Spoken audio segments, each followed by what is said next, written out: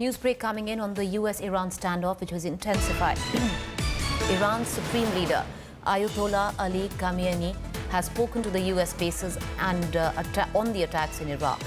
Iran says, "We slapped them, Americans, on the face last night, but military action is not enough." Meanwhile, China urged the United States and Iran to exercise restraint and resolve their dispute through dialogue after Iran retaliated against US forces. Their hostility, their animosity towards us is in their nature. If some people think that if we take one step back and if we become a bit moderate, the Americans will stop their animosity. This is wrong. This is completely wrong. Some people say do not do things that will make the Americans angry. But this is against what the God has said himself in the Quran. They're angry, they're nervous because of the successes of ours in science and service and military. They're nervous, they're angry with this, all these advancements that we have had. We've said very clearly that if the United States takes any further action, Iran will respond accordingly, and we will respond in a very harsh way, but proportionately. Yes.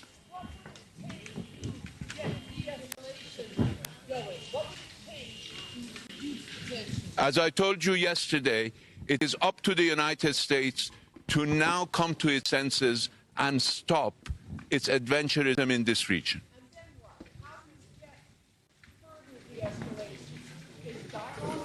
Well, we did not start this process of escalation. The United States waged an economic war against Iran. The United States has to come to its senses.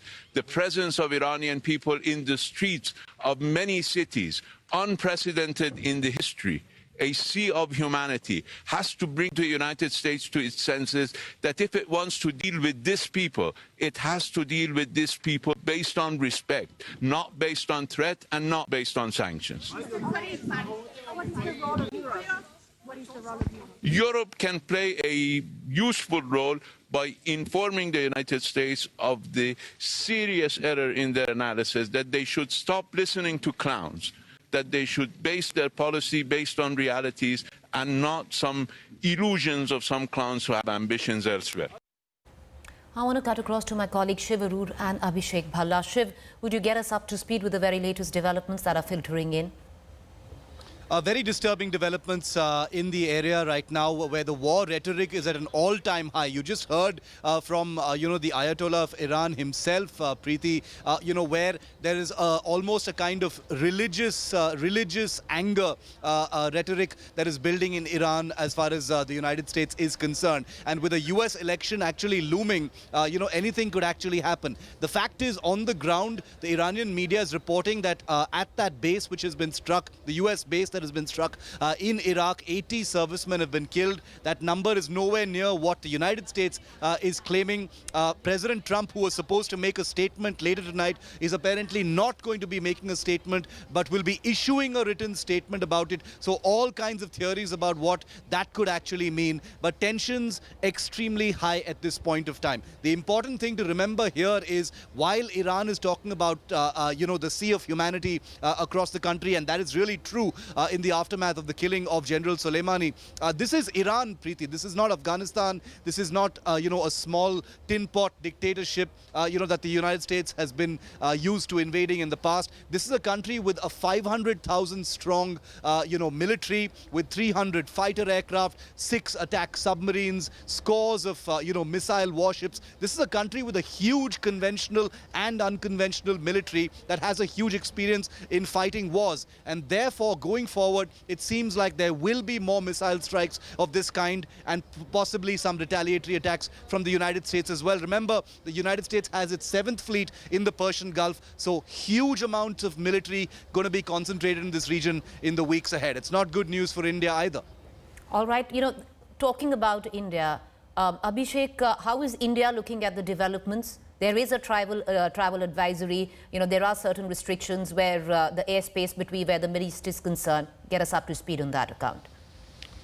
Well, as far as New Delhi is concerned, watching developments extremely closely. Remember, there are lakhs of Indians working in the Middle East and West Asia, particularly in Iraq and Iran as well. So as far as ramifications of any kind of an escalation are concerned, it's huge, not just for the international community, but particularly for India as well. The Iranian ambassador to India has also made a statement today saying that any kind of a dialogue process initiated by India will be welcomed, even though it's unlikely as of now. But as far as situation on the ground is concerned, India is keenly watching developments. And as Shiv mentioned, that Iran is a strong military power. They are battle ready tactically to take on any kind of an offensive, and that's why any kind of misadventure by any of those countries can trigger a full-scale war. All right, thank you both of you for joining us. We're going to keep coming back to you. Meanwhile, following Iran's attack